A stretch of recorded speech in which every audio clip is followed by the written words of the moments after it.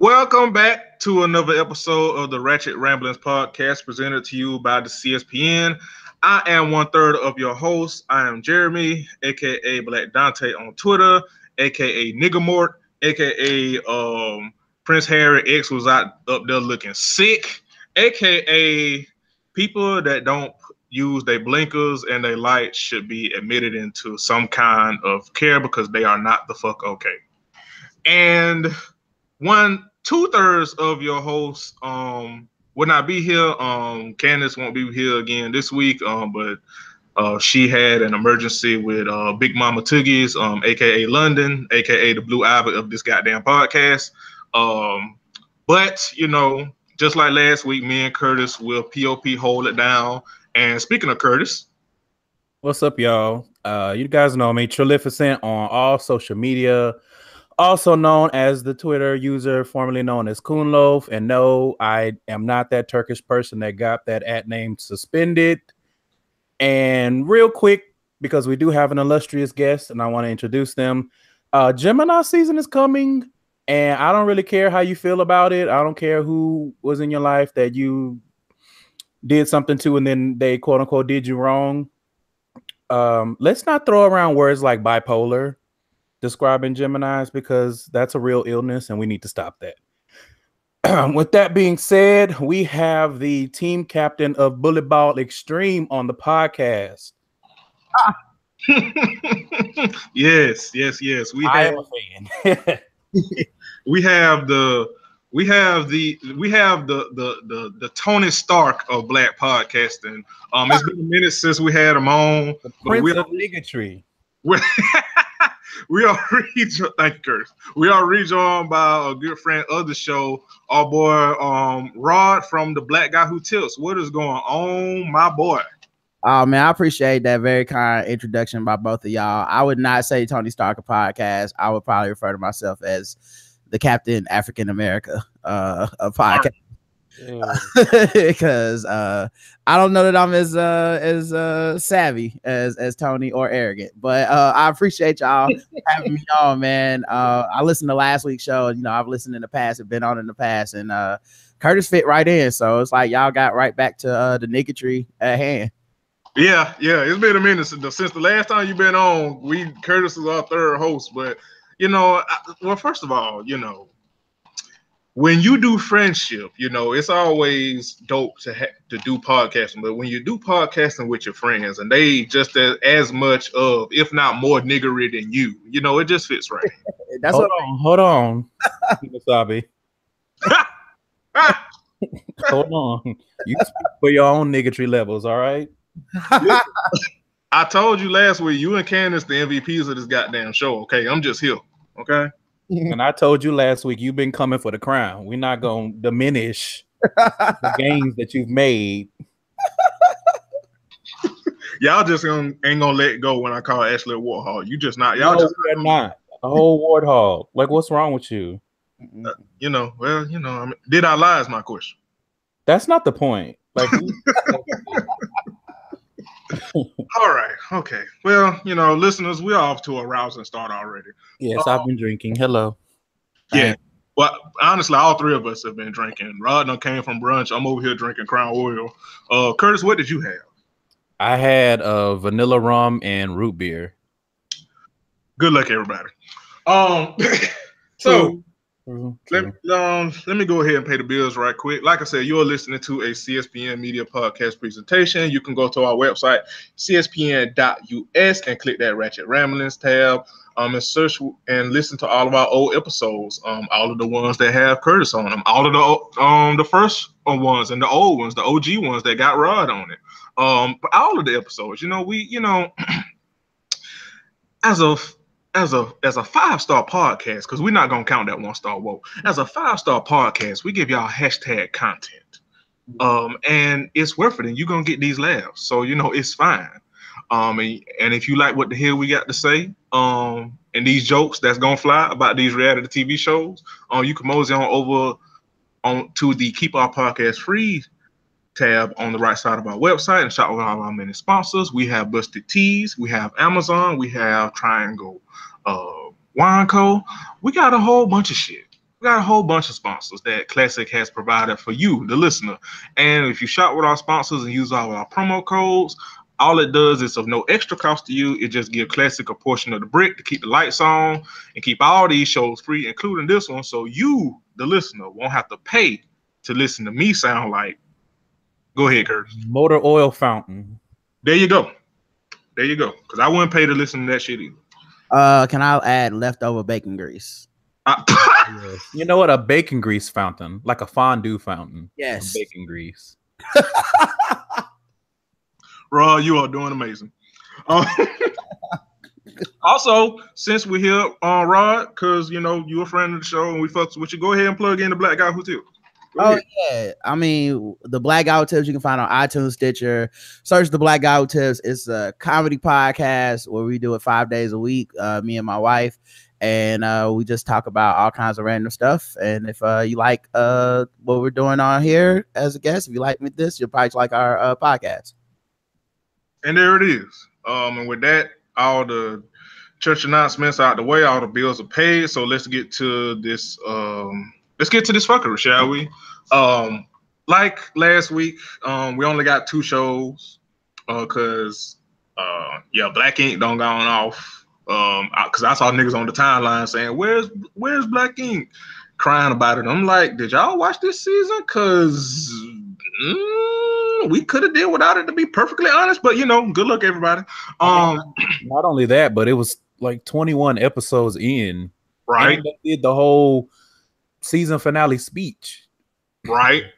Caesar up there with his guy. Never mind. When he too ugly to be talked about. But you know, all I know is if we got 22 episodes of the regular Black Ink and it's not even the best Black Ink, we better have at least goddamn 20 for Black Ink Chicago. I know that goddamn much. Oh yes. But we only got Love and Hip Hop. But Basketball Wives is back. Yes. Yes, indeed. So, but before we get into that, in reality TV news, so I forget the exact day, but this last week, Tierra Marie, who, if you don't know her from her career that probably could have been better, but it didn't pan out that way. But you know, good luck, everybody. From Love and Hip Hop Hollywood, her Instagram got hacked by her ex-boyfriend of hers. I forget the nigga's name. Fuck him, but I forget the nigga's name. Ahmed something shit. She, and according to her from the press that she had yesterday or the day before with Lisa Bloom. First of all, Lisa Bloom, that motherfucker be working like a Jamaican with 5 families to feed. It ain't never got a goddamn case where Lisa Bloom ain't gonna take a check. Now she trying to make a comeback too, because like she had messed up at first because she started defending Harvey Weinstein. Yeah. And then her mama is Gloria Allred, and she was like, "Girl, we don't come from that." And now she back on the right side. Right. Her mama had to get her together. Like, you know, when your mama, you acting up in the store and then your mama don't make a scene, but when you get to the car, she gets you together. That was Gloria. Mm-hmm. She pinched her real quick. Mm-hmm. She was like, "No, baby, no." So, but yes, according to Tierra, they were in a relationship. He had her Instagram password, and when they broke up, he used the knowledge that he had her password and posted a sex tape that she made. I don't know if it was with him or not. It really don't matter if it was him or not. And he posted a sex tape that she made and a nude of her in a very compromising position. Yes. You know, and also the ex is friends with resident petty ass, messy ass nigga 50 Cent. And 50 Cent got it and posted it on his personal Instagram account and tagged Tierra Marie in it. And since it's been taken down from Instagram, which is good. I don't know if it was taken down from 50s. It should have if it wasn't. And she is suing not only her ex, but she's also suing 50 Cent for revenge porn and in 50's case for spreading revenge porn. Come to find out 50 Cent is friends with this nigga. I feel bad for Tierra because one, revenge porn is never okay. And then two, especially as evidence from last season, she had just got out of rehab. It sounded like she was trying to get herself together, get her life together. And then this shit happens because, niggas ain't shit. And niggas are not shit and have petty ass, messy ass friends that are also not shit. So, unfortunate for Tierra, but I hope that she wins the case and gets to punish both that nigga and 50 to the fullest extent of the law. Yeah, 50, you could have just sat and ate your food. I don't understand why. He got a history of this shit though, because we were talking in the group chat. He did the same shit with, I think, was it Rick Ross's baby mama? Like he posted a sex tape for her, some shit like that, and then he lost that case and then filed for bankruptcy. Yep. So he got a history of just being a messy ass, petty ass nigga. You really bringing down the Curtis stock. Yep. Right. Truly, I'm gonna have to change my damn name. Not all Curtises. I hate when somebody fuck up and have my name. I hate that shit. Truly.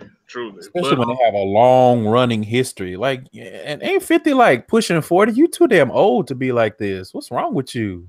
Right? Like, can't you just not care? Right. Yes. And it's funny because isn't 50 Cent, didn't he make a big stink about his dick being on Power? And it's like, so why would you turn around and niggas gonna dig. Yeah, niggas is gonna dig, but fuck 50 for that, and fuck Tierra Marie X again. I can't remember the nigga name, but it's irrelevant. Fuck that nigga, and fuck everybody that was blaming Tierra.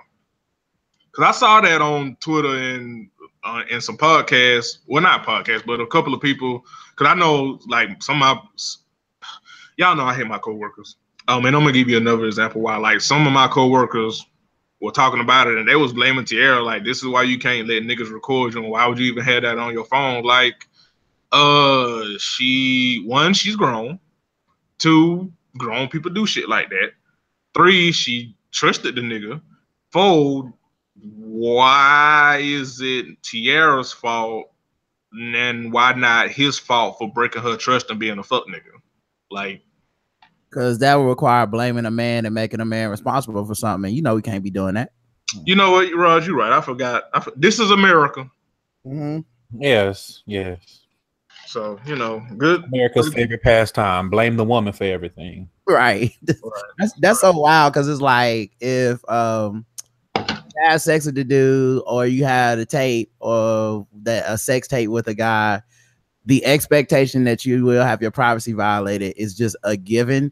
So we skip over a whole process of like some nigga stealing your password, going on your account, posting this shit deliberately to embarrass you. And we skip over that to why did you even have sex with him? Why did you even let him record? It's so wild, dog. Meanwhile, the implicit statement there is that men are all trash and you can't trust any man.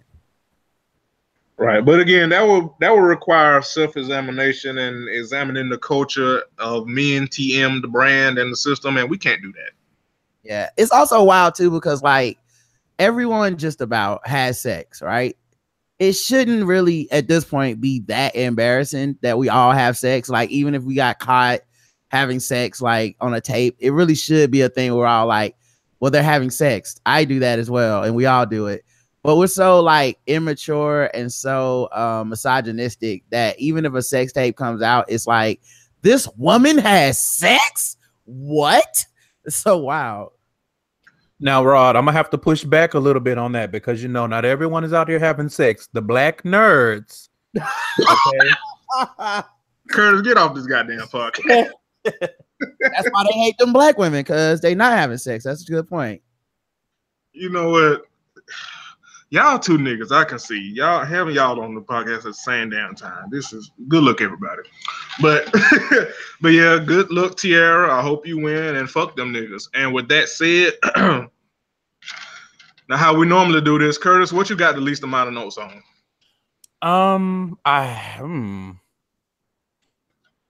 They're kind of even, but I feel like because we have Rod here, we should do Basketball Wives last. So let's get Love and Hip Hop out of the way. Okay, all right. And since Rod is our guest, now Rod, how we do it? It's been a minute since you've been on. Usually, when me, Curtis, and Candace get together, whatever we have the least amount of notes on, we get the fuck out the way.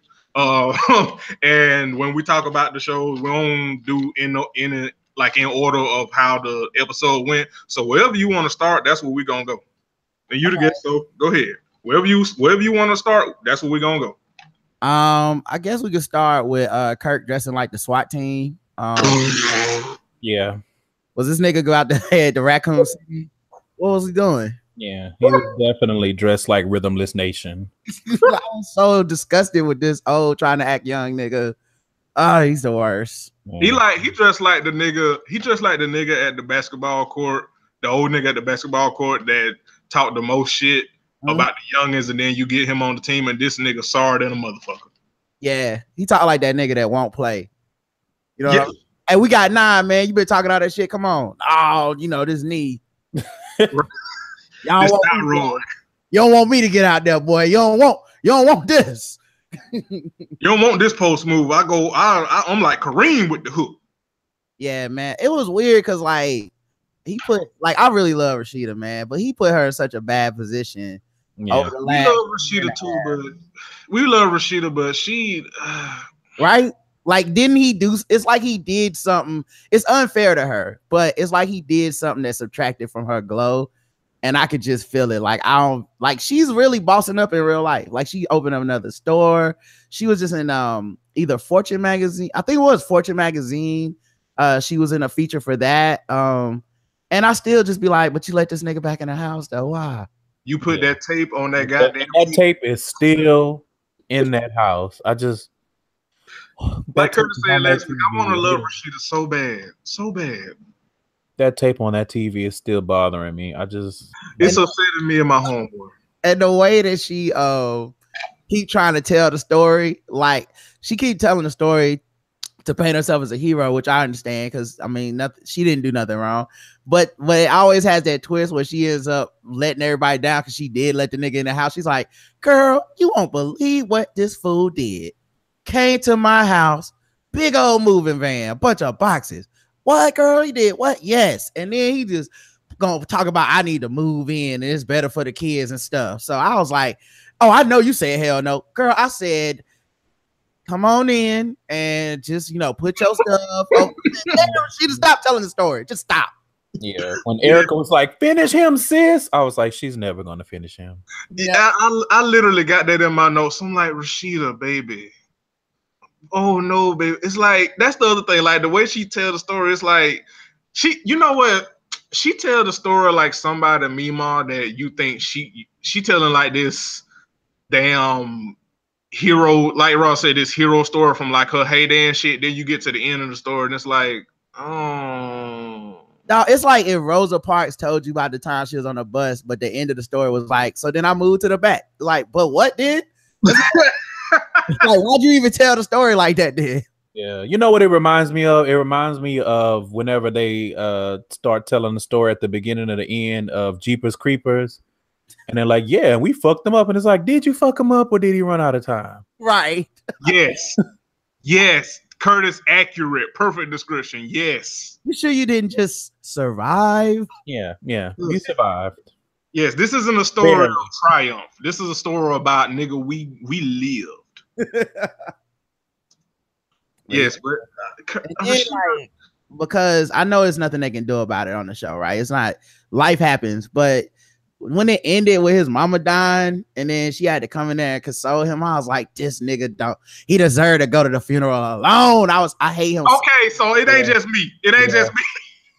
I said, don't hug him. Tell him you sorry from over there. Fuck him. Yeah. Like I was watching that scene, like I get it, Rashida, but fuck this nigga. Like I'm sorry. Like I know that made me trash, but I was like, can he just go to the funeral alone? Like, like Skype into the funeral with him. Just Skype in.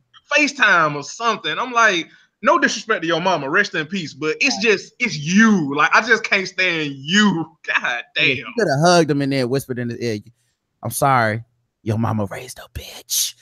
That's all. Play that Cardi B song. Yes. Come on, Rod ain't been here in a minute and already just picking up right where he left off. Just ain't worth a damn. It's fine. That's how it goes. That's how it goes. Kirk, I mean, y'all were having lofty dreams, expecting Rashida to pull a Sierra. I already knew that Rashida was gonna be, I'm here for you. Oh, I know. And I was just like, yeah, it's bad, it's sad. Your mama died, but I was like, damn, this timing.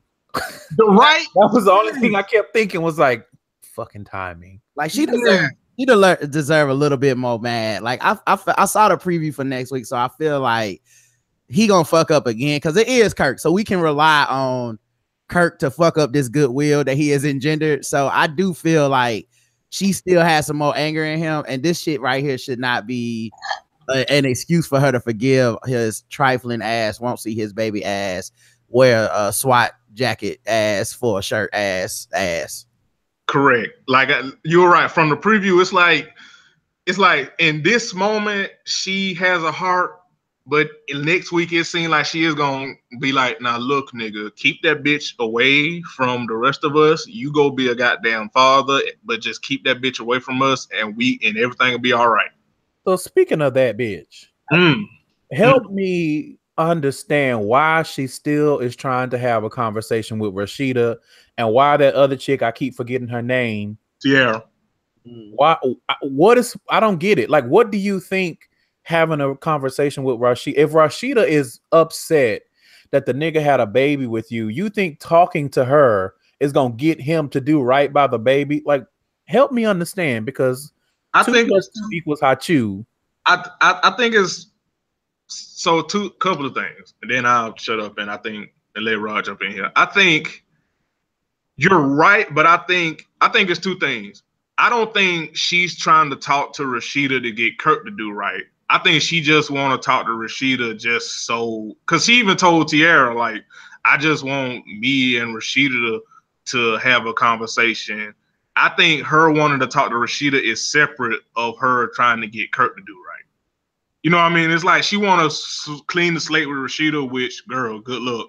But then also separately, she want Kirk to be in the child life, because Kirk even said in the confessionals, like, I pay child support, what more can I do? Well, my nigga, I mean, okay, good, you paying child support, but nigga, that is still your child. Like, you still can see the child. Like, it's not mutually exclusive where it's like, okay, you paying child support, that's it. Like, this still is your whole ass baby, and it's not like you can completely blame her.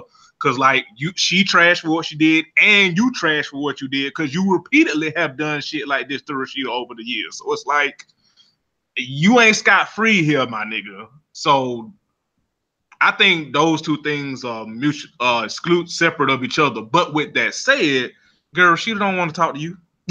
I mean, I hear what you're saying, and I could be wrong, but I could have swore when they were in that bar having those shots, that was what they were saying. Like, yeah, we want to go because Rashida gonna be there, and I can have this conversation with Rashida, and maybe in doing so get Kirk to do right. So I get what you're saying, but I don't think it's as cleanly split. I feel like, and honestly, I feel like a lot of that is she feels like having a quote unquote clean slate with Rashida will kind of absolve her of her guilt. And it's like, no, sis, you have to marinate in that, like chicken. You have to marinate in that because you did that shit. Now, the one thing I will say, not to cut you off, and then, like I say, I shut up. The one thing I will say, and y'all can drag me for it, it's fine, I accept it. The one thing I will agree with Jasmine here, and we've talked about this, I think with Black Ink when we talked about Alex and Donna. I do agree with her in the fact that if they're gonna keep that energy with her, they need to keep that energy with Kirk. That's the one thing I will agree with. Yeah, I agree with that. But Kirk is, that nigga's like smoke. He's so insidious. I don't get it. Like, he really is the worst person on the show. He is like the worst person probably in all of the franchises. Like, what the fuck? And it's weird because like he made a heel turn at some point where his leapfrog past everybody like he was on PEDs. Nigga, you said he like smoke. He is. You know how smoke get everywhere, and you. Like, now, as far as the Jasmine thing is concerned, I think she's doing a classic side chick baby mama ploy of going to the woman in the relationship because a woman in a relationship will have more heart than the man. And she knows that if there's any chance of her child getting to be around Kirk, getting to be around his brothers and sisters, it's going to take Rashida's heart melting from ice to, you know, understanding like this is one big family. You know, look at we have examples in pop culture like Alicia Keys is one of these people. So I think it almost has to go through the woman because Kirk ain't shit. Now, that doesn't absolve her of any guilt of fucking this married nigga. And pleading her case of like, I can't believe he would do me the way that he did you, Rashida, when he cheated on you and me. Like, that's obviously not the best way to approach it. But she should, you know, she can kind of get in there with I just want him to see his brothers and sisters, and eventually maybe Rashida will see reason. And plus, I think the kids already having been through this once. The kids don't seem as like angry about it as Rashida is, you know. And I think except for that daughter. Yeah, well, I was gonna say I think Rashida is actually more embarrassed than angry. The daughter is angry for real, but she's just that angry. Like, how do you be so stupid and be my daddy? So I think it's more like once they get over the embarrassment of it, which I mean, you don't love hip hop, you will get over the embarrassment of it. At some point, that kid is gonna end up being part of that blended family, even if Jasmine isn't really, you know, around much. Now, the other part of it that I'll notice is with Jasmine's penchant for showing up unannounced, I kind of want her to go to the mama's funeral. Oh. You just want to watch the world burn, don't you?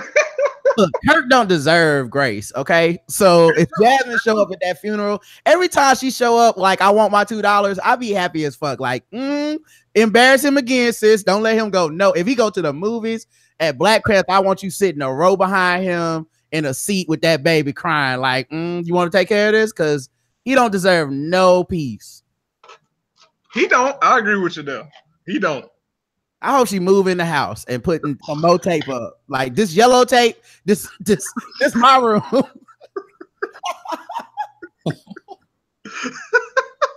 Oh, fuck Kirk, man.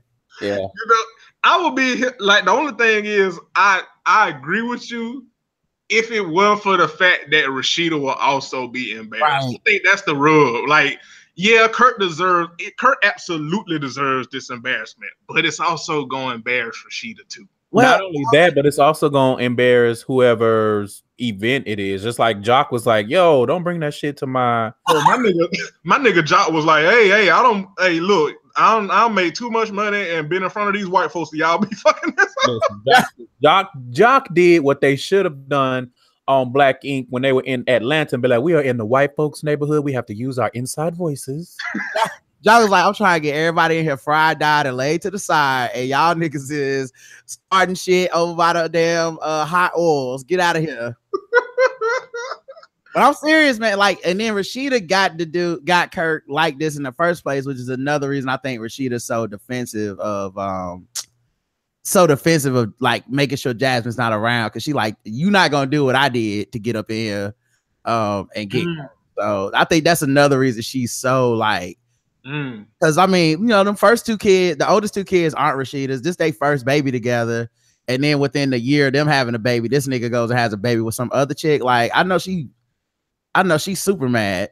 Oh, yes, good point. That's a good point.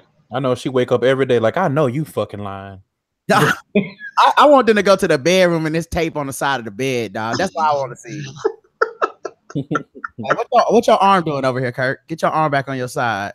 Tape right down the middle of the bed. Yes. He'll making one of them weak ass excuses. Oh, you ain't gonna let me in. Get the fuck out. It's colder on this side than on your side. Shut up, nigga. Oh man. But good the hell look, Rashida and Jasmine. It's like me and Curtis said last week. We get it, girl. Like he fuck Kurt. This is established, but she ain't got a leg to stand on. Like for real. She, of all the people involved, she has the least amount of of an argument to make. Like, you know, Kurt can always pull the like, you see me over here with my wife and that bullshit that he does. But then she doesn't really ever have a reason to be anywhere on the show as of yet, you know, because he keeps, you know, he like a man doing the bare minimum of I write a check every month, so why should I have to see my kids? So right, whack ass nigga, go see your fucking baby, man. Jesus. Right. And to be honest, I feel like if he did a little bit better by that boy, because it's a little boy, right? Yeah. Then that probably would go a long way with Rashida. But it's like you still trying to deny shit and shirk responsibility of stuff that we already know is true. I don't get it. What from that? And the other thing too, like it'll probably keep Jasmine from popping up places. Like absolutely. Go take your baby out. Like you don't even have to like go down her house and do nothing. Just like, hey, let me get whatever that little baby name is, and Kirk Jr. Let me get Kirk Jr. I'm gonna take this nigga to the park. You know what I'm saying? Right, go get him a Happy Meal. Right, because you know, and eventually, you know, if he does it enough, he could probably take him to his half of the house, and you know what I'm saying. Rashida see the little of the TV, right? Rashida see him with a little baby, you know, watching half of that pig, Peppa Pig, and she'll be like, you know what, man, I can't hate a little fucking baby. Like, okay, the baby can come in the house, and you know what I'm saying, and you can have some reconciliation. But the longer he keeps trying to act like the baby is a secret when it's not, the more we gonna have this shit. Yep. Now, granted, there's no amount of popping up that's gonna make him do right. Right. But common sense. Well, we know he ain't have. Never mind. I forgot who I'm talking about. I mean, right. Look at the shirt. Yeah, you forgot we were talking about Kurt. So, you know, good the hell luck, everybody. I like when he tried to act like he was being mature by leaving. No, nigga, you embarrassed. Right. And scary. That's what you were. You were scary. I'm just gonna get out of here, man. This is crazy. I'm like, nigga, you running. You lucky Rod ain't with her no more. Rest in peace. Right. He's dead, mourn him. Yeah. That dude was a piece of shit too. Yeah. You know, that's the other thing. Jasmine does not have a good track record with men, but you know, good the hell look, everybody. So, but what I wanted to ask y'all, because I didn't see it live, so I don't know what people are saying. But did y'all feel that Spice overstepped her boundaries trying to fight Jasmine when she popped up? Yes. Okay. Why Spice care? You know, and again, I didn't see it live, so you know, good to hell look, everybody. But when I was watching it, I was like, I get it, but again, and I know Jasmine trash. Again, I get it. I know this. We have established that both Kirk and Jasmine are trash. We get it. But I agreed with her when she asked Spice, like, bitch, who are you? Do you know me? Like, what? I mean, I get it. You friends with Rashida or whatever, but Rashida ain't here. And we ain't talking, so why the hell are you trying to fight me? Like you said, like Ross said, why do you care? Is it your business? No, then what the fuck you got smoke for me for? Bitch, I don't even know you. So I'm gonna be honest. I was too busy looking at Spice and her outfit to really pay attention to that part. God damn it, Curtis. Because Spice was at that salon looking like a member of the Jamaican X-Men. I now dub her Spice the Side Chick Slayer. And that's all I have to say about that. She did look like Jamaican Jerk Smurf with that blue wig on too. She absolutely did. And I was like, so I think I agree. I'm trying to remember, but I just remember watching it on my TV and I was like, she wearing the hell up. Let me just okay. You know how I knew it didn't make no sense? Because I literally thought to myself, like, is this a Jamaican thing? Will we just jump in people's business, or is this just okay? Oh no, she's just super pressed. Yeah, she was a little. I get it. Like, you friends with Rashida, I get it. But at the same time, if Rashida herself ain't damn there, why the hell you fighting this goddamn battle when it literally is not your damn business? Well, and then the other thing that we have to consider is Spice is Jamaican, which means she has probably dealt with Jamaican men, which means she may have been triggered. So, right. Because that's what I felt was like, oh, this is more like a personal issue. I was gonna say actually general principle. Like in Jamaica, when the side chick roll up, this is what happens. Like, you don't like, I just took care of this for you, sis. Because even Rashida got that phone call later and was like, well, I thank y'all for standing up for me. And I was like, damn, I guess it's a sisterhood thing I just never thought about. Yeah, because it seems like it's it seems like that, like it's like that. Because I mean, if you think about it, Carly Red kind of does the same thing, just not with confrontation. She's like, I'm gonna get that information, sis. I got your back. Yeah. I mean, even in that scene here, Mimi with her hard ass titties jumped in, and it's like, Mimi, of all the people, she's like, y'all need to do like my titties and stay apart. Right. I don't never want to see y'all together. Right. It's art. Listen, that's like it's like a freeway between her titties, like, or you know how those pictures that they take of like the Grand Canyon with the big, you know what I mean? It's like, oh look, on the other side we have right titty, and then the mile between, and on the left side left titty, and it's like, yeah, that titties need a monorail. Her face been looking a little hard too. I don't know what that's about. Her face don't match her titties. Probably because she's stressed out dealing with Stevie shit. But you know what, sis? That's on you. Which she inserted herself in, but Well, he inserted her, and at least in the current mess, which we'll get on next episode. But you didn't have to stay inserted. The nigga's not going to jail. Let him handle his own bitches. Like, right. But Mimi a bozo too, but get the hell Mimi is the queen of bozos. She it gets to a point where it's like, Mimi, you just like being in mess. Yes. That's what it is. It don't have nothing to do. I mean, it does have something to do with Stevie being trash, but you just like being in mess because you could have excused yourself long ago. You did not have to be involved in all of that. Yeah, she not a lesbian. She a lesbian. Yeah. Correct. But speaking of bozo, which one? Curtis, you already know I'm going with this. So, Keely. Oh, wait, before we go. So, Rod, it's been a while since you've been here. So we have a running premise on this show called the Beat the Fuck Up list, where people on these reality TV shows need to get beat the fuck up. And Keely has consistently been at the top of that motherfucker since her introduction on the show. So how do you feel about Peppa Pig in a thought wig? I'm gonna be real. I don't know which one Keely is because this show has more cast members than Game of Thrones at this point. Do you at least know what banner she pledged under? But I think definitely a Lannister. Yes, or Greyjoy. So that's the one that looked kind of. Oh yeah, I know who she. I'm looking at her picture right now. Yeah, I have nothing to add. She's trash. Okay, all right. So let me ask her, Curtis, how did you feel about that?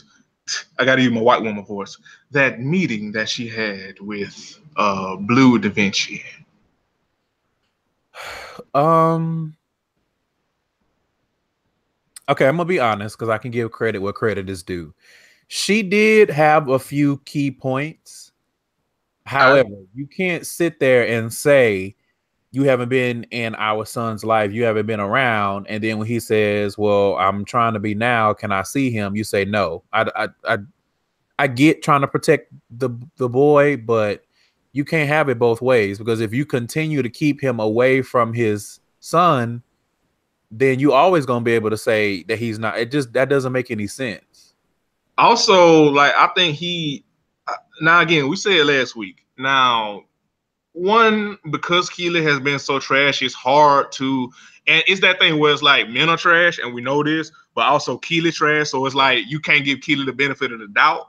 But what resonated with me was like when he brought up like, I've been trying to see my son, but it's hard to do when you literally hopped your ass up and moved here to Atlanta, and I ain't been able to get in contact with your ass to see my son. So I'm like, nah, I don't know, Keely. Something about this.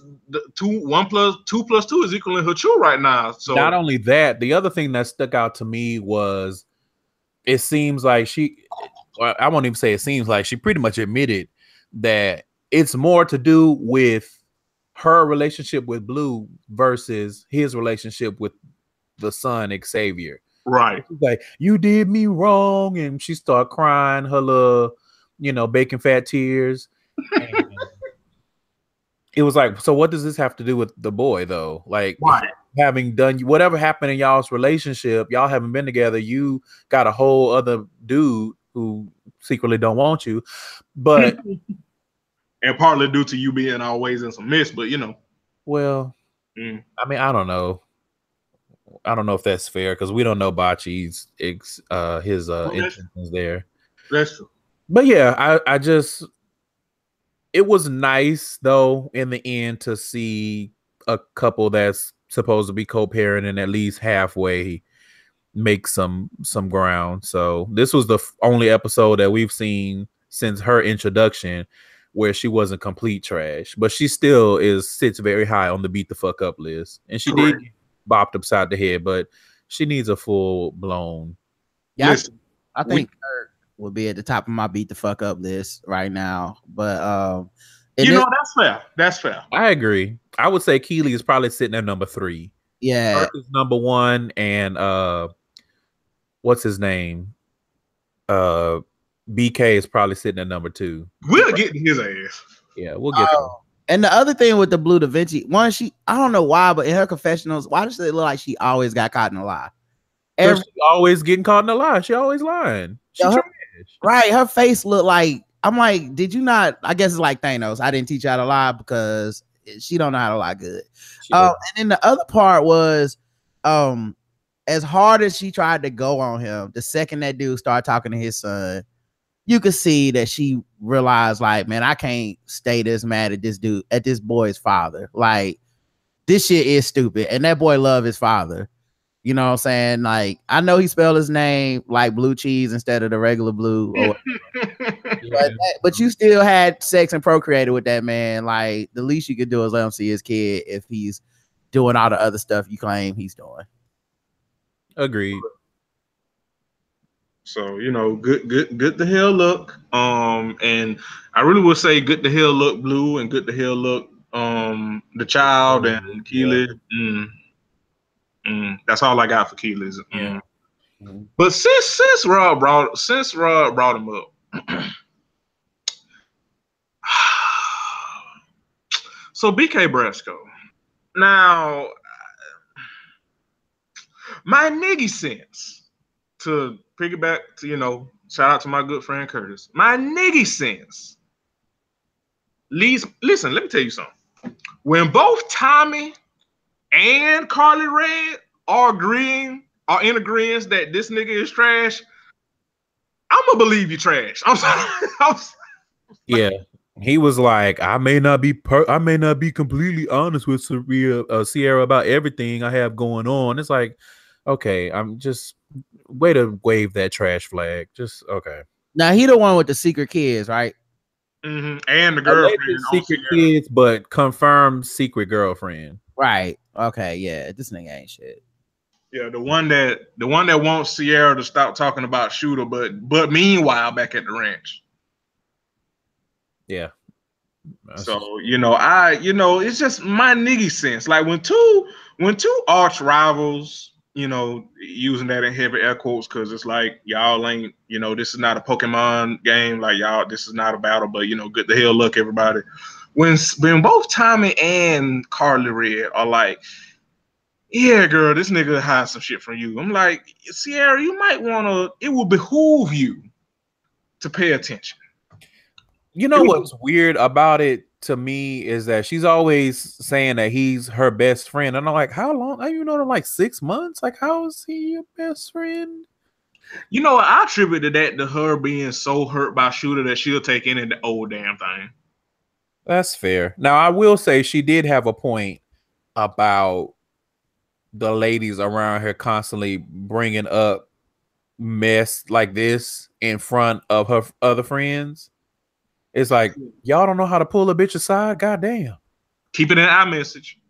Hashtag keep it in the iMessage. Okay. But he trash, Bocce trash. Like everybody got a secret girlfriend. Y'all all trash. And his beard don't look right. No, it doesn't. I don't know what's going on with that, but he need to get that taken care of or cut it off. It don't look right. Well, I think that the reason why it looks the way it does is because he was trying to get it taken care of. And I'll be honest, it made me now I kind of feel a little differently, but when I first saw him, he was looking very zesty, supremely zesty, and I was like, I mean, that's not to say nothing because there's plenty of zesty niggas out here that have kids and whatnot. But I mean, look at the Migos. True. I don't know her. Curtis almost spilled out this goddamn drink. God damn it. But you know, the other thing about BK Brasco, he one of them niggas where like, I don't know, it's just my nigga sense. Like, is it just me or in that scene at the salon after the well, no, this was before Jasmine walked in, but you know, is it me or just he just deflected like a motherfucker when asked about that shit? You know what I mean? Like he was like, the past is the past and all this, that. But that's what you was telling Sierra, but yet you got all these secrets. So like, what is the truth, beloved? Like, what is happening? He stood in his shit about only having 2 kids. Although that we know that doesn't really count for much. Right. So I wouldn't, but I do feel like at some point in the conversation, he did kind of deflect because I think maybe he was thinking if they talking about secret kids, they might start talking about my side pussy. So yeah, because when Tama brought up the DMs she had with that other chick that he was, that's the other thing. Like he was like, she trying to extort me and blah blah blah, and I'm like, my nigga sense, like this sounds like the classic nigga that's doing some ain't shit fuckery. Like, oh, she trying to extort me. That bitch lying. Is she? Well, my question was, what is it that you have worth extorting? Because I don't know what you do. You know, Curtis, that is why we are friends and why we have you on this show asking the hard-hitting questions. Because I was wondering that too. Yeah, all right, Portia. No, me. Because I was just like, you know, what do you have to extort? Right. It's like, it's not like you fucking with Rashida. Like, what do you have? Or by extension, I don't know. The whole thing is weird. Throw the whole nigga in the trash. Throw the whole nigga away. Mm-hmm. So, what else do we have? Speaking of niggas being thrown away, Tobias. Nigga. Even Jock said that nigga move on faster than the motherfucker, don't he?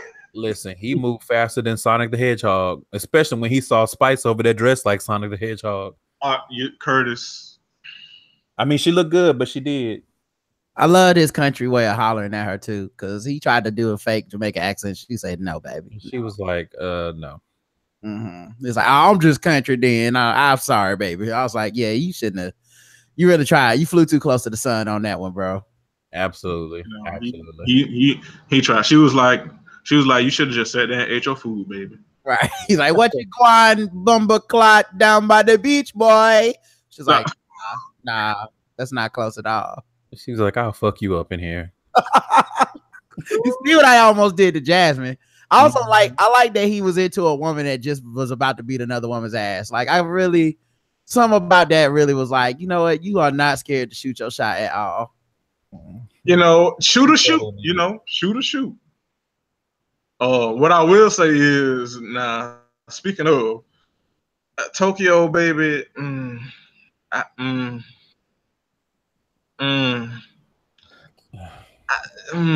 you know, like I said, she just needs to be an auxiliary character. Don't give up. She need to be like the women equivalent to Jock. Just there to crack jokes and be messy, which she already said she loved to be messy. Like she said, what she said when they had that damn salon, like all you had, if you want to know other people's business, you should have just told me. I can't do the voice like Curtis do. So yeah. When did she say that? When they was when her, Sierra, and Carly was in that salon or whatever, when they took Tokyo out to try to chill her up or whatever, Oh, they started talking about mess and shit. Oh, that I'm gonna be honest. I'm ready for them to get to Tokyo's next storyline because this is tired. Yeah, and that extra layer of I'm a virgin every scene is getting tired too. It's like, girl, we know it's new construction on your pussy. We know, right? We get it. We get it. Every fucking scene. It's like, listen, and then I think maybe it's because I'm a virgin that he's acting this way. I was like, you could be annoying. I don't know. Like, is it because you're a virgin, or is it because you loud and abrasive and annoying? Yeah, I mean, and messy.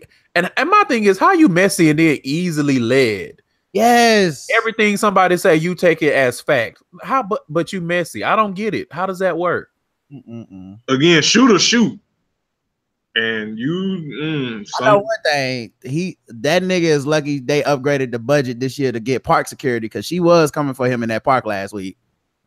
She was. I mean, and he was laughing, so you know he wouldn't have had no strength to fight her off. Come on, dog. That's the ultimate. Like you about to. Ooh, boy. She was going off half cocked and everything, but like you never supposed to laugh in your girl face when she mad, dog. Everybody know that rule. I was like, you deserve this ass whooping. He was like, I mean, I don't take you serious anyway, so and now you look stupid. Stupid. He was looking like Thanos, like, oh, that's cute. Dog, fucking Secret Service hopped out of them bushes though, man. I don't know where them niggas came from. That shit was like, the eagle is down. The eagle is down. You know what? That's a good point because looking back at that scene, like I know we talked about it last week, but that's a good point. Like them niggas, like it's like in one shot. It's just Tokyo and Tobias, and then the next shot is like fucking Transformers movie. Like, what the fuck? Yeah. It wasn't like two of them. It was like 7 niggas. Like, where did y'all even come from, fam? Right. They hopped like the nigga. They used the reality stone. Like niggas. No, that would have been the space stone because they definitely came out of nowhere. Yeah. They came out that portal. They definitely came out that portal. That's true. That is definitely true. That goddamn, like what the fuck? He's a braver man than me, boy. Because I would have got so 100% serious when she started. Because she hit a couple niggas and moved them. Like it wasn't. It was a close call, and this nigga was still laughing. I was like, boy, you got a lot of nerve. Yeah, she did move some niggas though. She did. I give you that. She did. So I think, is there anything else that happened in this episode that we need to cover? Mama D got the titties done. Oh, Mama D. Yeah. I thought she was gonna get the cakes done, man. I'm a little. Man, I think she got them tightened up because she didn't get like one of them huge fake ass. Yeah, she didn't. Yeah, I was sure she was gonna debut a fake ass too. I was kind of like, I mean, it's sensible, obviously, but that's how this show has warped me to where I'm looking at the ass race like it's an arms race. Like, oh, Mama D, you falling behind. Now, come on, you're gonna have to step it up if you want to compete with these other women. So, and her wig was unfortunate this season. Oh, it was absolutely. I was like, you need to give that back to Halle Berry. Take that back to the set of whatever X-Men movie that was, and leave it there. It looked just like that. It did. It definitely looked like the wig she had on in the second X-Men movie. Definitely. It definitely looked like the one that she wore when Professor X died. Definitely. I love that Erica's heart is so cold too, because like Mama D told her about the Bam and Scrappy getting married, and Eric was looking like, well, I have none of that. I refuse to get worked up over this nigga again. Y'all, good luck. This is what you wanted. Remember you? Yeah, Erica was really like, good the hell look, everybody. He definitely was. But I had a different take on the whole thing with Mama D because I have a question that I'll pose to both of you. And it's this: do people take Mama D serious as an artist? Oh, right. Because Rashida could not contain her laughter during that whole performance. Rashida was tickled, and I was too, because I was like, "What the fuck is happening on this stage?" That's what's wild is I thought that when she first was like, "I'm a sing, I want to do a song." Scrappy, remember that season? She was on the right. Yes. And I thought it was like kind of a joke for that season, like to give her a storyline. But we're 3 singles in now, and I'm starting to get a little worried about Mama D's mental health. All right. Okay, well, I'm more worried about the mental health of the people around her that are enabling her. Yes, them too. Because who is giving her tracks? Who is letting her in the who is doing this? Scrappy. I mean, I know you haven't been popping since like 2002. However, your legacy is tarnished by whatever the fuck your mama is doing right now. Like, I need you to pull the reins. Yes. First of all, Scrappy is too busy going back and forth between him here in Miami to goddamn be here for Mama D shit. But trying to figure out how he gonna leave Bambi in her 3rd trimester. Goddamn. You know he is. Spicy on the pod. Right, spicy on the podcast. Rod come back spicy than a motherfucker. I mean, come on, y'all knew this was gonna be beautiful when I came back. But he need to help Mama D with her music. Yeah. Rod, no, he doesn't need to help her with the music. He needs to throw the music in the trash. She needs maybe help for her music. For her music could be him being like, "Don't do it, Mama." Yes. Let's have a come to Jesus moment. Come to Scrappy moment. Mama, stop. I know it's bad too, because this time I didn't even pay attention to what the song was about. Like the last 2 times, I was like, "What the fuck is she even saying? What deserve?" Okay. Then the other joint where she was in that order, I was like, "Oh God." This time I tuned it out completely. Like, nope, refused to. Nope. Well, I was distracted by the wig and the bad lip syncing. Yes, yeah, and the titties being smushed together. She was really out there like, it was just a lot. And I'm gonna be honest, every time Mama D is on the screen or doing anything, I'm still expecting one of them teeth to go flying again. Yo, that shit was reality TV gold. Her goddamn teeth flew. When her tooth fell out of her mouth, like Jackie Christie Diamond fell out of her little thing, I was like, ooh. So that's me. I don't want to say I'm rooting for it, but it's just an expectation every time she doing it. When she get the popping and locking, I'm like, let me see if that tooth jiggling too. Yeah, I really would like for her to return back to her pimping roots, because that was more hilarious to me in a way that wasn't as embarrassing as whatever this music shit is. Yeah, this is no bueno. No me gusta. What happened to the queen? Remember that? Like, I'm the queen of this castle, and you not coming up in here. You are all my pawns. Like, I actually could use. I thought I had got tired of it, but if I had known she was going to the music, I think I would have said, you know what, just extended 3 more seasons of Queen analogies. Well, I think that is because, number one, she was bouncing around castles. You know, when the lease is up on one castle, you got to pack it up and move. And the other thing is, there's nobody to fight with, because the BAM is like, oh, we're going to Miami. Erica, I don't know where Erica was going, but she's like, I ain't got nothing for you, sis. So who is she going to battle? That's true. Who's gonna do the all you bitches is my sons too?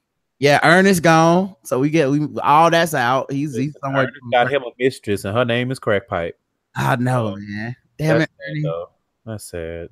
Yeah, but didn't we all know though? I felt like we all knew it's gonna come. I mean, the nigga named Ernest. I was like, he gonna or he gonna burn something.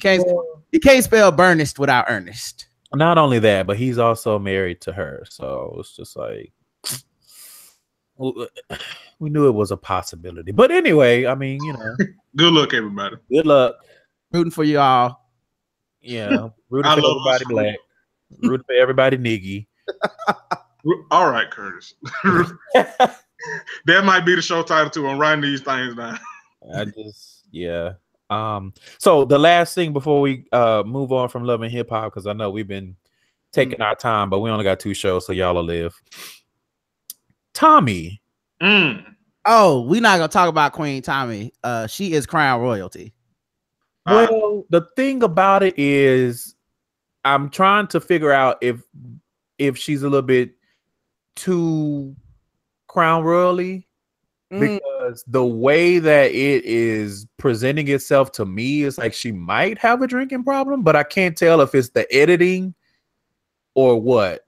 I don't think there's a mic to it. I'm pretty sure she's an alcoholic. Like, okay, I was just making sure. Remember when she tried to go into business selling wine, but drank all the wine? Like, that's a bad wine. That was a self drag as a motherfucker. Yeah. Like it's more believable with her than it was with Tierra Marie on Love and Hip Hop at Hollywood. Right. Like I actually show. Yeah, this feels like she be doing this without the cameras. And oh yes. Like when she showed up late and Spice read her for filth. And she still had that drink in her hand, was laughing and shit. Like, bitch, this ain't The Dark Knight Rises. What the fuck are you laughing about? Ain't nobody telling no jokes. And then they cut to the confessional and she was mad. Like, I can't believe she had the audacity to say just because I'm drunk and showing up late, I might have a drinking problem. I've had friends do this in the past. And it's like, well, I mean, you mean intervention? Maybe it's a pattern. Right. You mean interventions? Your friends have done this in the past, maybe in a group with some type of counselor? Yeah. So yeah, it's like Tommy, baby. Like I want to root for you, but then you do shit like this. Right. Then you do shit like, and it's like you already got beat up this season. Like you need to pull it together, sis. Right. Tighten up. I'm rooting for her, but in like I'm rooting for her to go to therapy type way. Not like it's bigger than the show. Like I don't want her to win on the show. I need her to like win in life because she just seemed to be showing a downward spiral. Yeah, like it's getting worse every season. It's not for the show anymore. It's not really cute. It's just kind of sad. Yeah. Y'all seen 5 Heartbeats, right? Yeah. It's like Eddie Kane. Oh, that was sad. That was so sad. Well, you just like if we can just make it to the end of Love and Hip Hop and the final scene is her in a church singing in the choir, I'd be okay with that. Yeah. You know what's even sadder is the fact that there's still people who think that the 5 Heartbeats was a real group. Well, you know, every day we stray further from God's light, so you know. Yeah, every day the strength of the Black Panther melts away. Fucking Curtis. Yeah, that's pretty terrible, man. Yeah. So that's it for Love and Hip Hop. I hope she gets it together. That means Curtis, somewhere of the people that listen to the show, Curtis just blew somebody's mind. Yeah. Think about that. Yeah. Rest your understanding on that. They're like, is the Temptations real? What's real? Like, well, I mean, the real is, you know, like a Googleable discography, but okay, go off, sis, bro. You know, good count on good sis Google, but you know, good luck, everybody. Yeah. Like I said, just don't go too far because once you get into page 4 and 5, shit gets a little weird. Right. It gets a little niggy. I don't even know if that's I don't know what that is. Because I can handle niggy. That shit, I'd be like, oh no, I'm on page 4. Let me abort mission. Right. Do not pass go. Do not pass go. Speaking of pass and go, goat yoga. So let's just go ahead and get into it. So Basketball Wives. So I have this in my notes, and I just want to get this out, and then we'll get more into it. Jackie Christie still crazy. Jackie Christie is one crazy dark elf. I don't know what is wrong with that lady. She is definitely of the Chitauri. She's like that one Keebler elf that they had to fire because they kept eating all the cookies. Curtis, you're so damn stupid.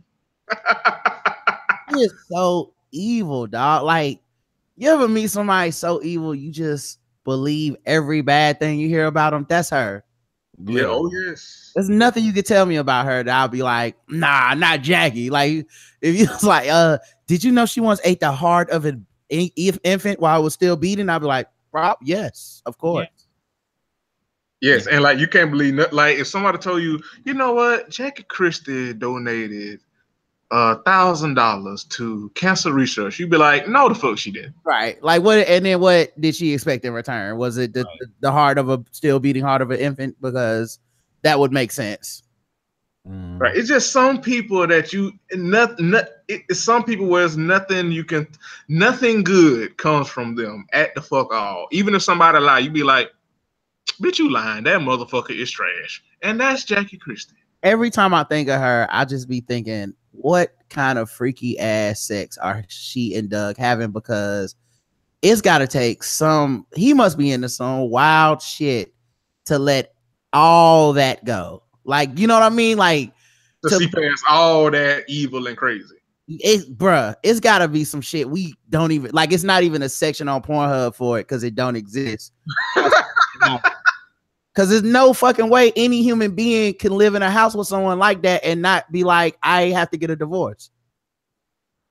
Yeah. When you do crazy. She must know how to like blow into a penis. You know what I mean? Not like suck it, but like some other shit. Like I actually blow the penis inside and then be like, oh, okay. So that explains Doug. That's why he's okay with this shit. Because I mean, I just assume that Doug is into like some exorcism shit. So while he hitting it from the back of her head can turn 360 degrees, and he like that shit. Yeah, like she vomits all over the room, and he's like, "That's what I'm into, though." She'd be like, "I'm gonna shit on these walls, Doug," and he'd be like, "That's the shit I like." And it's like, "Bring the goats in. Bring the goats in." You beat me to it, right? You beat me to it. I was like, that's why she didn't want to be in there. She recognized a familiar tactic when them goats got to jumping and prancing. She's like, no, that's my move. Right. Doug ain't here. You like, that's my type of carrying on. Oh my God, dog. I don't understand, but oh my God. I don't get her at all. Because so when they went to that Mardi Gras party and she was just doing the fucking most, and I'm like, what's her name? Evelyn and Jennifer are literally not doing anything. Every time you get too close, they move away. Mm-hmm. And you talking all this shit. First of all, you talk all this shit, and if you're gonna get your ass beat. So right. She is on the beat the fuck up list. Well, no, I mean, like, if she try to step to Evelyn for real, Evelyn's gonna beat her ass. Like, she thinks she can do all these things. Like, oh, I just want to take her head off of her shoulders. And it's like, have you ever not been beat up? Because I feel like you've never been beat up. Tell you think that you can do these things that you cannot. Tell the truth, Curtis. She don't want to with Ev. Yo, Evelyn Lozada got a razor in her mouth, dog. I absolutely believe that shit. Listen, Evelyn Lozada, she got a razor in her mouth. She work out. Mm-hmm. She got combo moves from Mortal Kombat. That's not who you want to rumble with, sis. She will eat your food live on TV, and Jackie fucking knows it. I don't know how many more daughters she gonna bring around Evelyn that's gonna end up turning to Evelyn's side. But you need to go ahead and leave her alone before she steal all your kids. You know, I saw you off on you. Shit, that's what you. That too. But I saw you tweeting about it when you was live watching. Like, Jackie is one of those people. Well, shut up, Curtis, because you know how we carry on here. But Jackie is one of those people that's always in some shit and always being trash, but also want to control the narrative. Dog, she's so abusive. She don't want no one talking to each other. That's how abusive she is. She thought that girl was up there blinking in Morse code, like, help me. You know what, Jackie Christie, I liken to, like, you know how they say whenever you learn something new, your brain gets a new wrinkle. I feel like every time there's some new mess, Jackie gets a new ring around her neck. Oh, yes. Oh my God. And I really do think Evelyn would deliver her the fate of all phase. I just want her to stop pretending that she could take Evelyn and just bow down and apologize, because it's not gonna happen the way you say it's gonna happen. I mean, or be mad, but just stop talking about you gonna whoop her. Just leave her alone. Just leave her alone, because Doug is not gonna be able to help you when you get your ass kicked.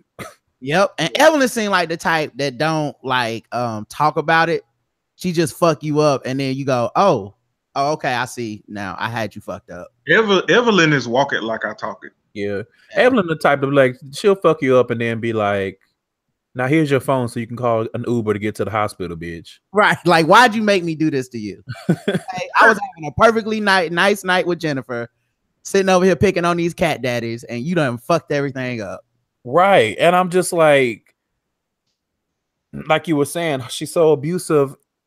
And I'm like, so why did you bring your daughter here knowing that Evelyn was going to be here? If you didn't, and as many times as the daughter said, I want you to talk to her, I'm going to talk to her. And then you brought her to the function anyway. So you had to have known that it was going to happen. See, I've been thinking about this. I think she was hoping to bait Evelyn into saying something about her daughter so she can, because see, that's been the key to all this. Jackie's been trying to act like it's even, right? Like, I called your daughter a thought, but in all fairness, you got upset and said something back. And it's like, that's not how this works. That ain't what happened. Yeah, you did a thing first. You never apologized. And after that, it was open season on both of us, right? Like, you started a conflict. And she keeps trying to act like, isn't Evelyn so crazy the way that she won't let me talking bad about her daughter go? That is so wild. And meanwhile, your daughter got money from Evelyn because Evelyn actually was moved by hearing that story, abusive ass story about you. And instead of you being like, well, look, it's not true. It's between me and my daughter, and that's the end of it. And, I would appreciate if y'all didn't do stuff like that. That would have been one way to handle it. No, you called this woman's daughter a builder thought, rather than just come out and say that, which makes me believe you did abuse your other daughter. And that's why the fuck she moved out the house and she's scared of your ass. Also, and a bit of tea that Candace shared with us in the group chat, that grandchild that got burned, you still ain't been to see Jackie. So again, you trying to paint Evelyn as this villain and quote unquote inserting herself in your family business, and you don't even see about your family. Like, you the Mo Jizzle of grandmother. Right. I was like, so how is Evelyn inserting herself into the business? Now, she went upstairs to get away from you, and your daughter specifically went up there to talk to her. Right. But Evelyn is inserting herself. Do you not know words? Do you? Right. Like, but see, that's why I believe everything her other daughter said, because of that. Like, oh, you just lied on a lie we all can see on TV and caught you in. Like, well, you really are that delusional. So now I'm like, your other daughter got to be telling the truth. Like, you, right?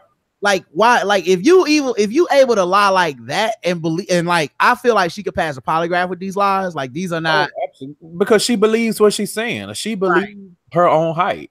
Right. So it's like she believes she can fight. Mm-hmm. And that's why I'm like, yeah, don't get fucked up. I hope Evelyn drop a chair on your ass. Yeah. Yeah. Yo, remember that season where Evelyn threw the goddamn wine bottle? Yes. Bro, they don't know who they fucking with, man. They done forgot because Evelyn took a break. You know what I'm saying? Like, Evelyn seemed like the kind of person that hold her anger in and then it be out of control, and then she feels bad that she let you get her out of control. Not necessarily bad that she fucked you up, but bad that you like made her lose herself for a second, because she prides herself on being composed at all times. She looked like the type, like she would be looking like how Thanos looked at the end of Infinity War. Sitting in her house with a small smile. Yes. I fucked that bitch up, Jen. Sip some wine. But also conflicted at the carnage that she caused. I'd love to see Evelyn do that at the end of Basketball Wives, the final season. Just her sitting looking at the sunset with that smile, and then sip a little bit of wine. The end. Yep. And then they pan to Jackie Christie in the hospital or something. Yeah. Jackie Christie talking about, oh God, the end. Yeah. I really didn't want that smoke. Remember when she was driving around Brooklyn pretending to be looking for fucking Evelyn? Oh my God. I hate her. She is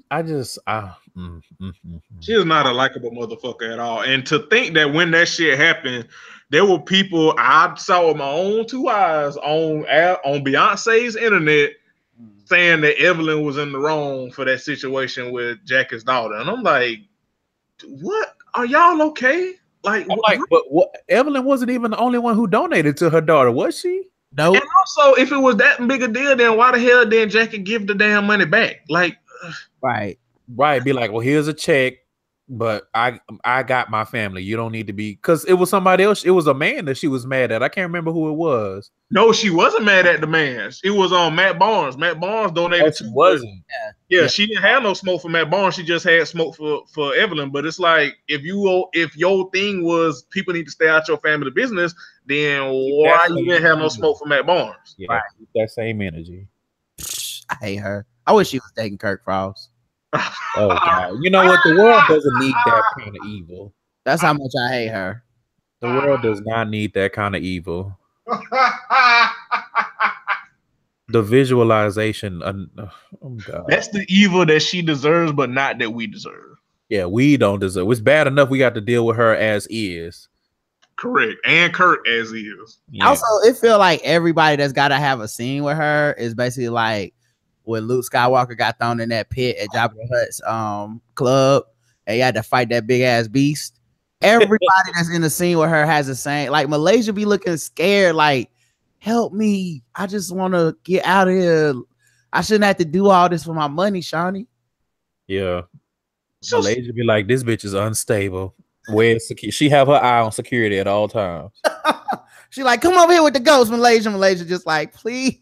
Like, have y'all ever seen the Versace series on FX? Did y'all watch that? Oh, well, anyway, it's one episode where Andrew Cunanan take this dude like hostage and they go on the road together. And every scene is basically the dude looking around like, how the fuck am I gonna get out of this? That's Malaysia in every scene with Jackie. Just like, is it a window? Can I excuse myself to a bathroom? Maybe like crawl out the back? Like, how am I gonna get the fuck away from this crazy person before they kill me? Yeah, Malaysia is definitely like she just reminds me like she's always in a panic room situation. Yes. Yeah. Which, I mean, trying to be friends with Jackie's crazy ass. I just good to hell look Malaysia. But speaking of Malaysia, yes, I see Malaysia is still fine as the print on a Bad Boy contract. Boy, she is as fine as she is dumb. Yeah, you know, accurate, Rod, accurate. Because I love her fine, stupid ass, boy. Oh my God. We bring her whole family on the show. And let me say this real quick. Like the older cousin, I can't remember his name. Byron Scott is his name. Yeah. I was like,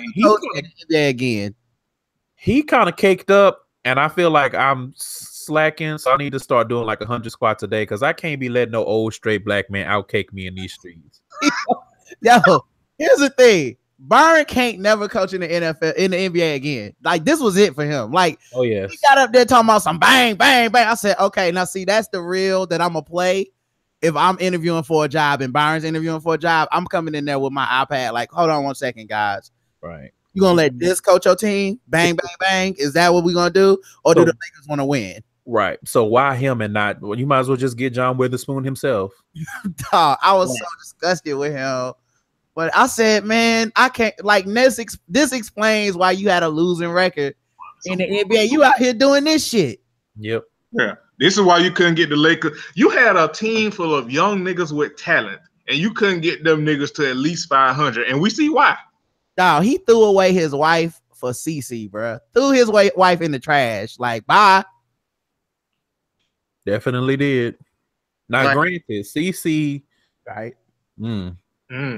Yeah, I mean, look, CC is, she is definitely the type of woman that does steal somebody's husband because, like, she has no shame in her game. There were kids at that table, and she was really like, "Remember when I broke my nail? When you had me bent over like this?" I said, "Oh, is she really doing this in front of people?"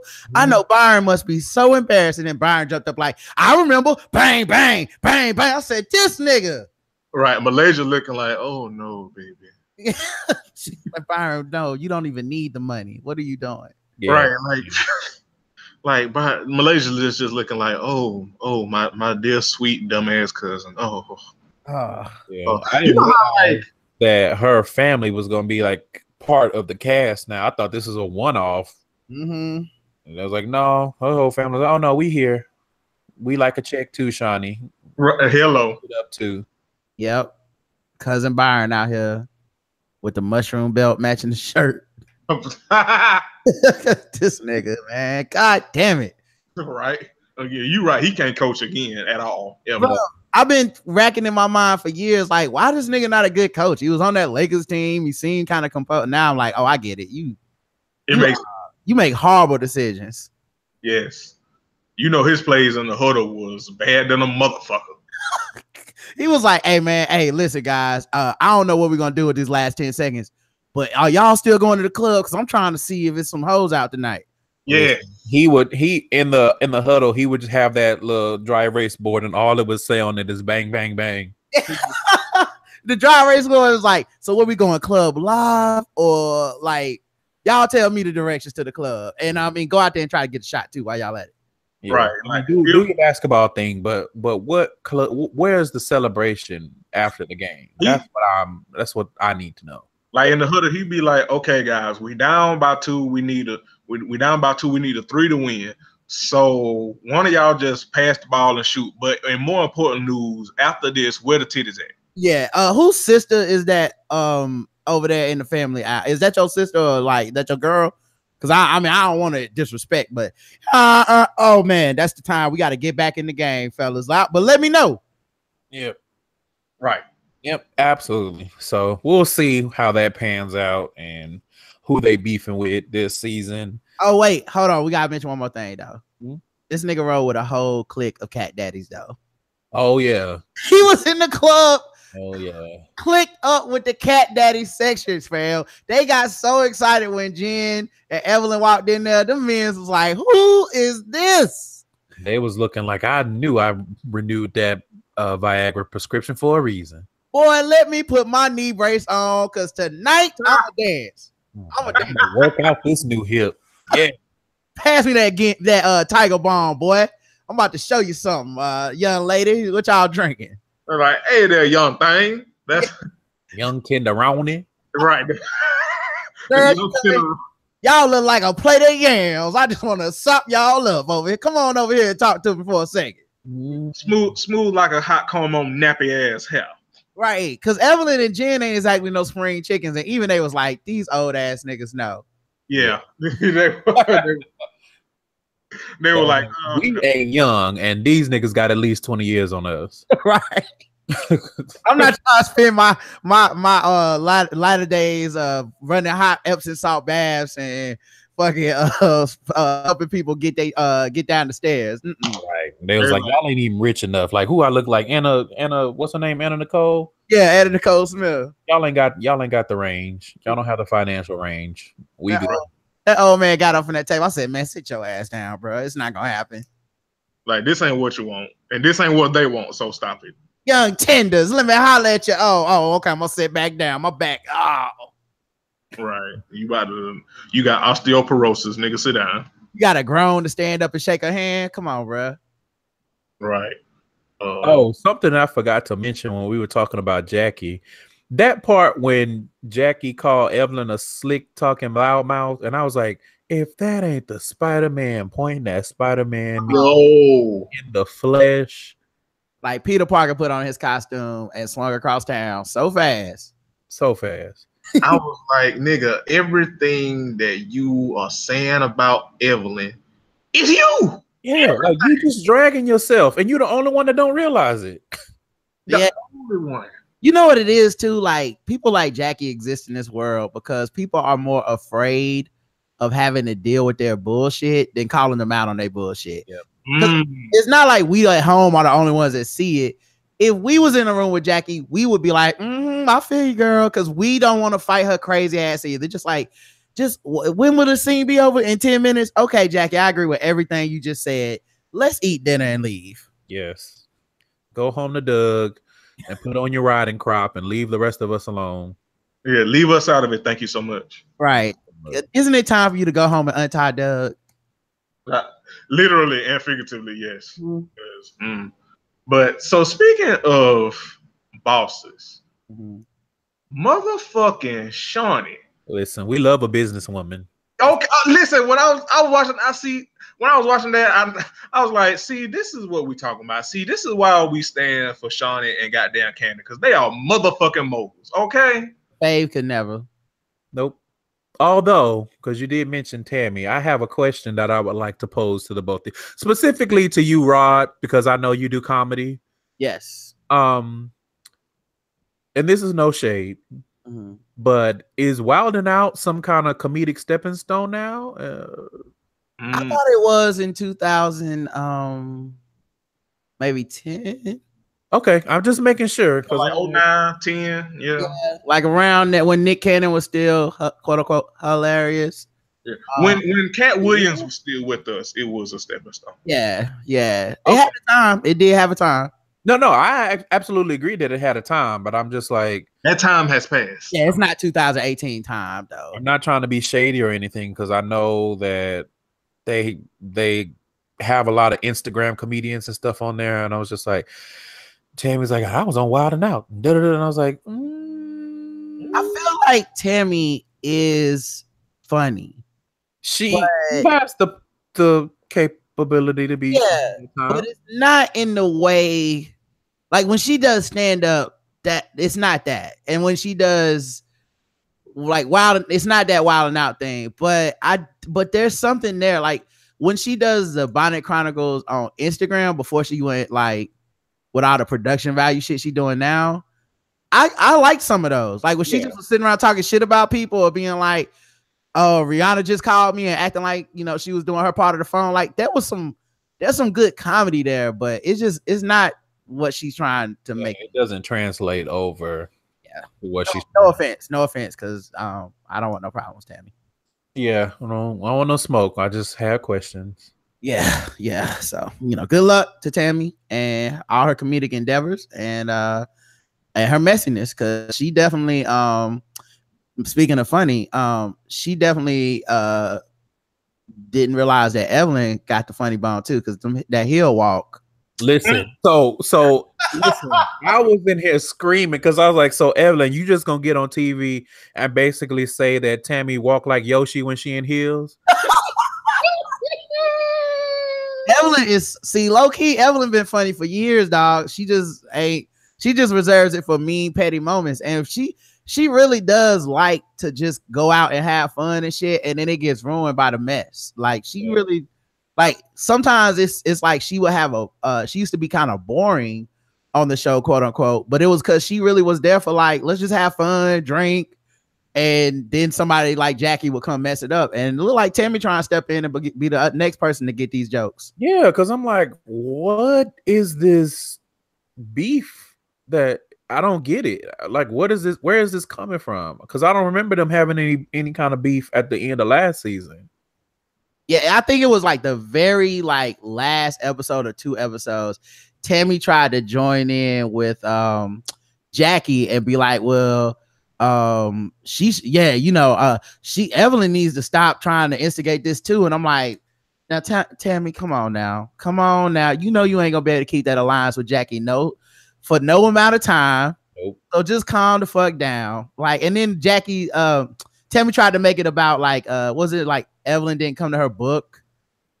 So some stupid shit she tried to throw in there, like, and you didn't even come to my book signing or something. I was like, nigga, if you don't calm your ass down, if you sold about 3 books, calm down. Like, why do I need to come to your book signing? I know you in person, bitch. What are you talking about? I will catch your book at the dollar store like everybody else will. Yes. Yeah. Okay. So I was just making sure. I had a few questions, and that was pretty much it. Good the hell look, that impression definitely had me laughing.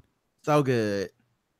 And she be roasting Jackie on the low too. Like she be having a lot of lines. Like all the shit we be thinking at home. She be like, oh, look at her elf ears, or why she got them rolls in her neck. And I'm just like, God, Evelyn's so good with it, man. Yeah. And you know I feel the worst for, dog, Jen. Cause Jen just back on the show trying to be friends with everybody. But she gonna get caught up because she can't help but laugh at Evelyn's jokes. I caught her more than once. laughing at shit that Evelyn said about Jackie. Yep. Shit, Shawnee too. That shit gonna be in that montage when it's time for the reunion. They gonna show them niggas laughing. I can already hear Shawnee being like, you know, I ain't about the bullshit. So yes, I laughed because it was funny. Yes. Yep. Yep. It was funny, and then fucking Jack gonna be like, "Oh, what's so funny about it? I don't see what's so funny." It's like, of course you don't, Turkey Nick. Of course you right. Hey, calm down. Oh, I can't wait. Oh man, my eyes are watering. Yeah. Jackie Christie give Saturn a run for his money with them rings. Girl, golly. Right. That shit, and they both cracked up at that hill walk. I said, see, y'all niggas got caught laughing because it is funny, and y'all not like when Tammy tried to be like, what she say about me, and they told her about them hills. She just got up and left. I said, yep, because you know that shit's funny, and you can't do nothing about it. You mad because you call yourself a comedian. Talking about, well, y'all gonna watch me walk? Look, watch how I give him the walk. I said, I mean, you talking about, when you French Montana's publicity stuff. No, it's not funny. No, you lost. Right. Take the L. Take that L, Yoshi. She definitely walks like Yoshi in Super Smash Brothers. Just try to be friends, dog. I don't know why they haven't figured it out. You got to try to be friends with Evelyn, dog. Yeah, or just leave her the fuck alone. That'll work too. Jackie, just leave her alone because she will beat your ass. And she ain't. And I will say this much too: she ain't never forgiven Jackie anyway. So I mean, on as much as Jackie don't want to apologize, at this point she's past the point of it won't matter if she apologizes. Evelyn is never gonna let that shit go. So like, as much as you don't want to apologize, Evelyn don't want to hear it. So just go over there and stay over there and eat your food. She probably still got that taser from last season. Keep fucking with her. Hello. Because Evelyn is like, look, bitch, I don't even have to. I will put hands on you, but I don't even have to. Like, here's a taser. Evelyn got that taser. She gonna be like, Tammy. I mean, not Tammy. What's her name? Jackie. Be like, bitch, I will turn that neck into onion rings. It's about to be a blooming onion, bitch.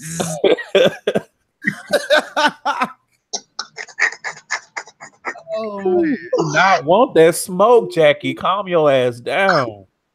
Woo, she was like, listen, you don't. What the goddamn like when Erica Mena said that shit, like, you don't poke a bear out of hibernation. It was funny because it's like, girl, right. But with Evelyn, it's like you literally don't poke a bear. There are receipts, right? Okay, there is beautiful bean footage. Evelyn, I will never goddamn forget when Evelyn threw that goddamn wine bottle. And I think Raw was on here when we talked about that shit because it's like Evelyn didn't even have no plan. No, like, she went real crazy, dog. Like, people that hold it in like that are the ones you actually don't want to fuck with, man. The people that just want to have a good time because they like dealing with real life problems that, you know, beyond this TV show shit. And boy, she hit with, and the same thing when she almost got tased last season. Like, keep fucking with Evelyn. See what's gonna happen. Right. But speaking of one not to be fucked with, the one that's writing the goddamn checks, this motherfucker, Shawnee O'Neal, she really is a goddamn mogul. Like, this, listen, not only, listen, let me tell you something. Not only did she bring the show back, got enough money to move motherfuckers to and from LA. This motherfucker in LA with her finna start her own goddamn weed empire. What? Amazing. A queen. Yep. Shawnee, like, what baby? And you know we only gonna see her kids one time this season. So yeah, of course, because you know how Shawnee do. She don't let us in none of her damn business. You know them kids one time. I said we're gonna see them kids now, and then we're gonna see them kids right before the reunion because they always try to make it seem like the show actually positive. So they gonna do that. Oh, this is me with my family, and this is him graduating from high school, and all this other shit, and then they gonna go back to women fighting. Correct. But you know, Shawnee, bravo, Shawnee and Sean. Listen. You can feel however you want to feel about Shawnee and goddamn Candy Burris Tucker. But them two motherfuckers, of all the people that be on these reality TV shows, them some bosses. And you got to respect that. You ain't got to like them, but you got to respect that. My favorite thing about Shawnee is she, of all these women so fearless, and they talk shit about all the people and they just don't give a fuck. she the one person they ass will never talk shit about. Nope. And Jackie did that shit last year, and I thought she wasn't gonna come back because it's like, nah, Jackie, that ain't To interesting. be honest, because Shawnee was like, "Bitch, you can be cut. Like I don't fight." Right? Shawty was sitting up there. Shawty was sitting at the table. She just pulled out Jackie check and was like, "Are you sure you want to do this? Because we can rip this bitch up right now, and you can go home and catch a flight home. I'll pay for it." Yep. Right, like Just to get you out of my presence. Mm-hmm. Right, I can dismiss you. Like we can find a replacement. There's several niggas in the NBA that got wives and or ex-wives, and I can find a replacement. I know you ain't the only one out here think you fucking NBA players. I know that's not. Hello, like sis, sister, Right. sister. Oh man, like I remember last season, man, when they was getting out of control, she brought in like 2 ringers just to be like, "Hey, maybe it could be them. I don't know. How about y'all act right?" Yep. Right, He did. okay. Like don't fuck with the boss, literally and figuratively. So did y'all see the preview for this season? They gonna bring in Zell from Love and Hip Hop LA. I saw that. I was like, "Where they get this zebra from?" I said, "God damn, Jackie here recruiting like the G League." She like, hold up now, we got a new recruit coming off the bench, Zell. I saw that. I was like, first of all, what? Well, the fuck. Second of all, who the fuck? Third of all, we ain't seen this nigga since him and Masika fell out. So like, and on the reunion when he, well, I mean, Yeah. as much as we talk shit about Zell, and he do deserve it because he trash. But goddamn, if he ain't beat Mr. Ray ass, goddamn, Man. Mr. Ray ass, his whole ass. He did it in the most duplicitous, like Lannister way I've ever seen. Yeah, he did. He definitely. Like, man, come give me a hug, man. Just let's squash this. And he was like, "Nigga, take these punches." It's like, goddamn. He was like, "Yeah, it's a different kind of 2-piece. This ain't the kind of 2-piece you're used to." Right. Yeah. So that was the last we saw Zell. And I saw him in this trailer. I'm like, the hell? Like Curtis said, what the hell they get this goddamn zebra? Like, who is he even gonna be friends with on this, man? It better not be Jackie, man. He better be. I don't know. It better not. It might be Shawnee. I don't know. Starting to go have that nigga doing her dirt. Right. Yeah, I can see it. Be like, "Oh, okay, I'm a quote unquote hire you to style, but you really here to collect and distribute tea." Mm-hmm. Talk shit about these girls and go. Right, because if it's one thing that we know Zell can do is that's talk shit and be messy. Yeah, and hopefully he won't hit nobody on the show with all women. I don't think so. Shit, that might be why he here, because they might be like, "Nah, girl, tried it on Hollywood. You don't you get the money? Your invitation has been rescinded." God damn it, Curtis. Evelyn will tase that nigga right in his dreads. Like, nope, he tried it. Right. Evelyn would choke that nigga like how Thanos did Loki. Okay. She would definitely barbecue them dreads. Sweet zebra. Be like, let me introduce you to your ending in the circle of life. Right. Throw that nigga off a rooftop party like how goddamn Scar did Mufasa. Oh my god. So get the hell up. But I'm glad that Basketball Wives is back. Again, we pretty much gonna be roasting Jackie Christie damn near every episode or every week, and you know what I'm here for because fuck Jackie Christie. I mean, she makes it so easy. She makes it. Her and Keely make it so damn easy. Mm-hmm. And Kirk, of course, the trashes. Of course. The king. A whole lot of it's a lot of trash. Mm-hmm. All right. King of Trash Mountain. He like that Fraggle Rock thing made of trash. Mm-hmm. Mm-hmm. That nigga's like the Megazord of trash. That is correct. He's like the Dr. Vile of trash. And he got that whiny voice where he make everything like I'm the victim. That's why I hate him the most. He got that prominent Adam's apple that you just want to punch. Yes. And he can't even stand in his filth and be like, yes, I cheated on you because I ain't shit. He always gotta be like, I mean, he wasn't right trying to give me that. So I mean, like, I just gotta get in these streets and do what I do.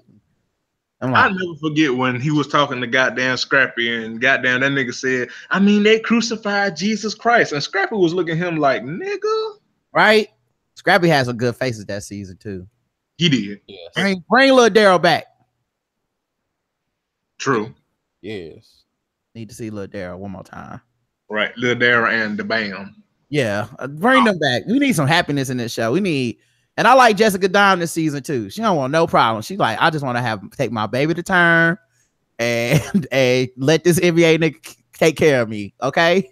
Yeah. Yeah. She just want to be pregnant and happy. That's true. So, you know, well, I think that is it for today. I think we done carried on enough. Rod, thank you so much for joining us and being here. It's been a pleasure. Yeah, Thanks for having me. Good to have you on, man. Yes, sir. I gotta get y'all on our show again.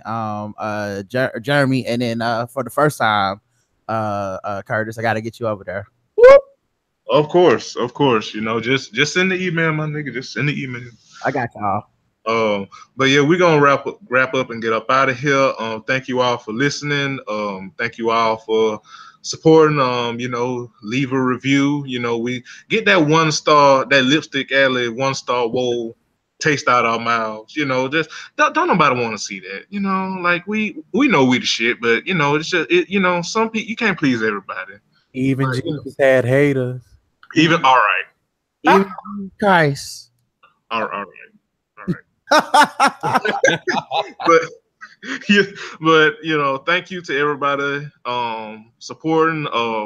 Make sure you are checking out Gay Side Stories. Most, if not all of y'all, should be listening to the Black Guy Who Tips. Also, you know, Crown and Collards, me and Bianca over there, and you know, support Black Podcast and all that good shit. So yeah, and we're gonna get up out of here. And Curtis, leave us with a benediction. What's this week's benediction? This week's benediction is if the turtleneck don't fit, you must quit. I'm talking to you, Jackie Christie. All right. And with that, we are out of here. Bye, y'all. Peace.